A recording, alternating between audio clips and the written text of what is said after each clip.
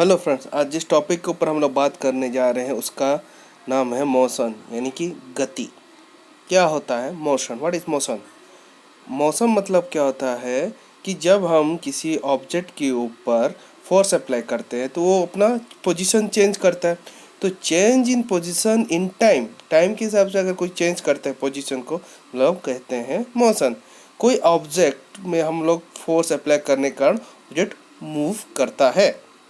अगर कोई बॉडी के ऊपर हम लोग फोर्स अप्लाई करते हैं और वो सीधी रेखा में मूव करता है, जिस डायरेक्शन में हम लोग फोर्स को अप्लाई किए रहते हैं, तो उस टाइप की मोशन को हम लोग क्या कहते हैं? लीनियर और ट्रेडिशनल ट्रांसलेशन मोशन कहते हैं।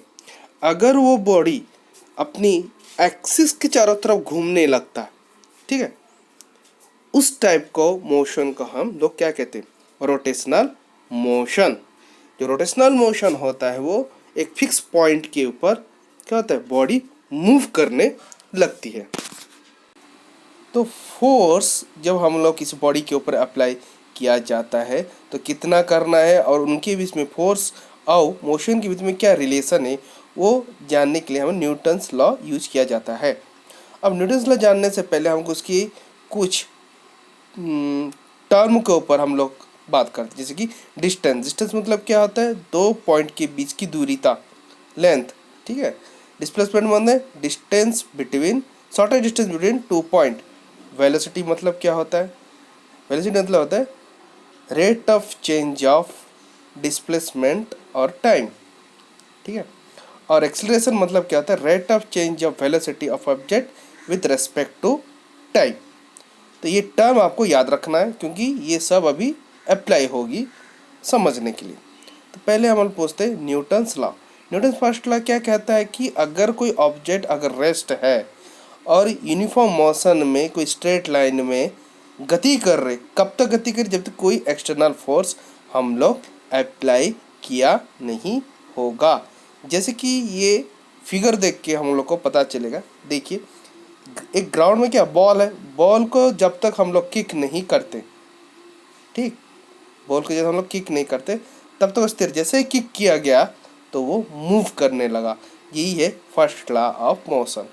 तो फर्स्ट लॉ ऑफ मोशन में द्वारा हम लोग को क्या पता चलता है कि एक बॉडी की प्रॉपर्टी पता चलती है जिसको हम लोग इनर्शिया कहते हैं, जड़ता, ठीक है, कि हर एक वस्तु के अंदर क्या रहती है कि उसकी कैपेसिटी रहती है, रेजिस्ट रहती है कि वो स्थिर रहे या अपनी स्टेट को वो चेंज करता रहे।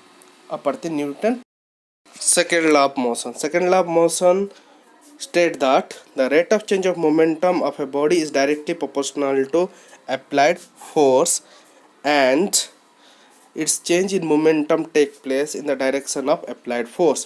मतलब ये बताता है कि फोर्स की क्वांटिटी कितनी है, कितनी क्वांटिटी की फोर्स हमें बॉडी पे दे रहे हैं। जैसे कि यहाँ पर पिक्चर में क्या दिखाई दे रहा है, एक बॉल के ऊपर हम लोग किक कर रहे हैं, तो किक जितना ज़्यादा होगा वो बॉल उतनी दूरी तय करेगी।